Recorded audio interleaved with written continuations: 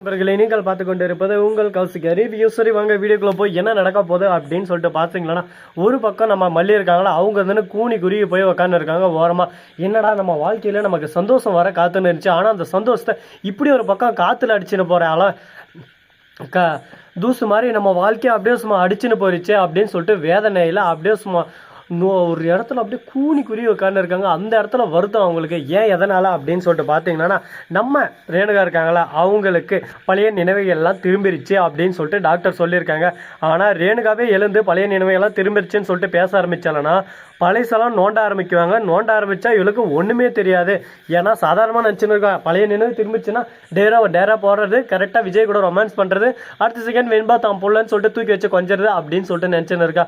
பழசு என்ன ஆச்சு, ஏதாச்சு, எப்படி வாழ்ந்தோம், எப்படி இருந்தோம், கதிரேசன் எப்படியெல்லாம் வளர்த்தாரு, இவங்க ரெண்டு பேருக்கு எப்படி மேரேஜ் ஆச்சு, லவ் மேரேஜ், அரேஞ்ச் மேரேஜ், அப்படி இப்படின்னு சொல்லிட்டு பல கேள்விகள் ஒரு பக்கம் வர ஆரம்பிக்குங்க. எல்லா கேள்விகளுக்கும் பதில் இருக்கா அப்படின்னு சொல்லிட்டு பார்த்தீங்கன்னா, போலியான ரேணுகா கிட்ட என்னங்க பதில் இருக்கும்? சுடரிக்கு ஒரு விஷயமும் தெரியாது. அவளுக்கு தெரிஞ்சது ஒன்றே ஒன்று தான், விஜய் தன்னுடைய கணவர், மல்லி இப்போ கட்டிட்டு வந்த பொண்டாட்டி, வெண்பா தனக்கு பிறந்த பொண்ணு, கதிரேசன் என்னோட அப்ப, நிஷா என்னோட தங்கச்சி அப்படின்ற விஷயம் மட்டும்தான் தெரியும். மற்றபடி ஒரு இலவும் தெரியாது. இது எதுவுமே தெரியாமல் நான் இப்போ சாதிக்க போகிறேன், நான் அப்படியே சும்மா சாதிச்சு புரட்டி திருப்பி வைக்க போகிறேன் அப்படி இப்படின்னு சொல்லிட்டு சவால் விட்டு போனால் வாழ்க்கையில் என்ன ஆகணும் எல்லாம் யோசிச்சு பாருங்கள். லாஜிக்காக யோசிச்சு பார்த்தா அது ஒரு இடத்துல கூட இவங்களுக்கு ஸ்கிங்க் ஆகாதுங்க.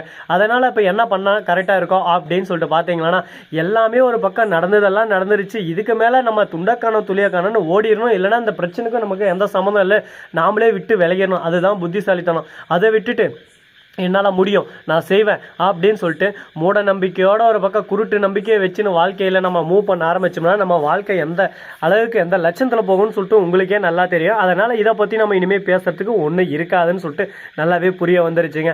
அதே சமயத்தில் கரெக்டாக நம்ம ராஜேஸ்வரியும் மறுபக்கம் ரஞ்சிதமோ மாசா வீட்டுக்கு வராங்க. நீங்கள் ரெண்டு பேரும் வீட்டுக்கு வந்துட்டீங்களா, நீங்கள் ரெண்டு பேரும் வீட்டுக்கு வரக்கூடாதுன்னு சொல்லிட்டு நான் போலீஸ்கிட்ட சொல்லிட்டு வந்தேன். மேடம், இவங்க ரெண்டு பேர் வெளியே விட்டுங்க, விடாதீங்க மேடம், அக்யூஸ்னு நம்பர் 2 நம்பர் 1 அக்யூஸ்ட் மேடம். இவங்களை வெளியே விட்டிங்களா ஒரே அடியாக வீட்டை 2 துண்டாக்கிடுவாங்க அப்படின்னு சொல்லிட்டு தானே வந்தாங்க. அப்போ எப்படி வெளியே விட்டாங்க அப்படின்னு சொல்லிட்டு கேட்க, டேய் பேசுகிற உன் நேரம், பேசு எவ்வளோ நேரம் பேச விட்டு வேடிக்கை பார்த்துட்டு தான் இந்த ராஜேஸ்வரியோட பழக்கம் அப்படின்னு சொல்லிட்டு ராஜேஸ்வரி பேசினிருக்காங்க. சரி ராஜேஸ்வரி, நீ பேசினே ஆளே தூங்கு, இனிமேல் உனக்கு எந்த ரூமும் இல்லை, எல்லா ரூமும் நான் லாக் பண்ணிட்டேன், உன் துணி எல்லாமே ஆள் தூக்கி போட்டுக்கிற மாதிரி. ஏதோ இன்னும் ஒரு 2-3 நாளில் அந்த சொத்து யாருக்குன்னு சொல்லிட்டு தெரிய வந்துடும். அதுக்கப்புறம் நான் அந்த வீட்டில் இருப்பேன், நீ இந்த வீட்டை விட்டு போனல, அதுக்கெல்லாம் உனக்கு கஷ்டம் இருக்கக்கூடாதுன்னு உன் துணிமணி எல்லாமே வெளியேட்டு வந்து போட்டேன். உனக்கு திமிரு அகங்காரம் கொழுப்பு எல்லாமே அதிகமாகிட்டு இருக்கு. அந்த குளிர்காலத்துக்கு கொஞ்சம் வெளியே பறத்தா தான் அந்த திமிரு எல்லாமே உனக்கு குறையும் அப்படின்னு சொல்லிட்டு ராஜேஸ்வரியை பார்த்து சொல்ல, ராஜேஸ்வரி அப்படியே சும்மா கொந்தளிக்கிறாங்க ஒரு பக்கம். ஏய், நான் யாருன்னு தெரிய மாட்டேன் உனக்கு, நான் யாருன்னு தெரியாமல் என்கிட்ட நீ வம்ப வளர்த்துக்கிட்டுக்கிற, நான் நினச்சேன் உன்னை என்ன பண்ணுவேன் தெரியுமா அப்படின்னு சொல்லிட்டு சொல்ல, என்ன பண்ணுவேன், என்ன தான் பண்ணுவேன், இதெல்லாம் பண்ணுறதா சொல்லி காட்டுமா, இல்லை செஞ்சானா காட்டுமா, எதுவுமே ஒரு பக்கம் பண்ணாமல் பண்ணுவேன் அப்படின்னு சொல்லிட்டு சொன்னேன்னா நீ என்ன பண்ணுவோன்னு யாருக்கு தெரியும் சொல்லு பார்க்கலாம் அப்படின்னு சொல்லிட்டு நம்ம மல்லி சொல்ல, உடனே நம்ம ரஞ்சித கோவமாக அந்த பக்கம் போயிடுறாங்க. அதே சமயத்தில் நம்ம மனோர்கிட்ட இருந்து ஃபோன் வருது விஜய்க்கு, என்ன மாப்பிள்ள எல்லாமே ஓகேவா, எதுவும் பிரச்சனை இல்லையா, எல்லாமே சுமூகமாக போயின்னு இருக்கா அப்படின்னு சொல்லிட்டு கேட்க, உங்களோட ஆசீர்வாதங்கிற போது எனக்கு என்ன நடக்க போகுது, எல்லாமே சுமூகமாக போயின்னு இருக்கு, இப்போதைக்கு எந்த பிரச்சனை இல்லை, ரேணுகாவுக்கு தான் ஏதோ சுயநினைவு திருமணம் மாறி அப்படின்னு சொல்லிட்டு டாக்டர் சொல்லியிருக்காங்க.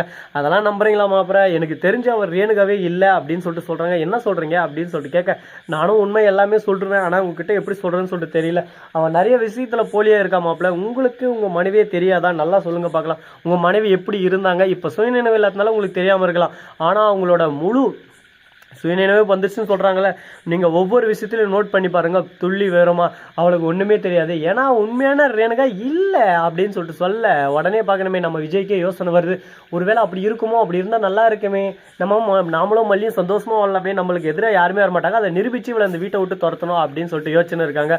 ராசா துரத்துறது ஈஸி நிரூபிச்சு, ஆனால் துரத்தின அடுத்த செகண்ட் நம்ம கதிரேசன் மைண்டுக்கு என்ன போகும், என்னோட பொண்ணை கொண்டுட்டு இல்லடா, உன்னை சும்மா விட மாட்டேன்டா, திரும்பவும் மேலே கேஸ் போடுவோம்டா, கேஸ் மேலே கேஸ் போட்டு உன்னை தள்ளி உன் சந்தோஷத்தை கெடுப்பண்டா அப்படின்னு சொல்லிட்டு கதிரேசன் இறங்குவாரு கொட்டையை குழப்பறதுக்கு. அப்படின்னா நம்ம என்ன கண்டுபிடிக்கணும், ஒரு பக்கம் ரேணுகா சுடரின்றதையும் நிரூபிக்கணும், அதே சமயத்தில் ரேணுகாவை நம்ம விஜய் கொலை பண்ணலை அப்படின்ற விஷயத்தையும் இந்த இடத்துல நிரூபிக்கணும். அதுக்கு முழுக்க காரணமான நம்ம ராஜேஸ்வரி தான். தன்வாயே தனக்கெதிரி, தவளை தன்வாயால் கெடும், அது போல் நம்ம ராஜேஸ்வரி அவங்க வாயாலே கெடுத்துக்கினாங்க.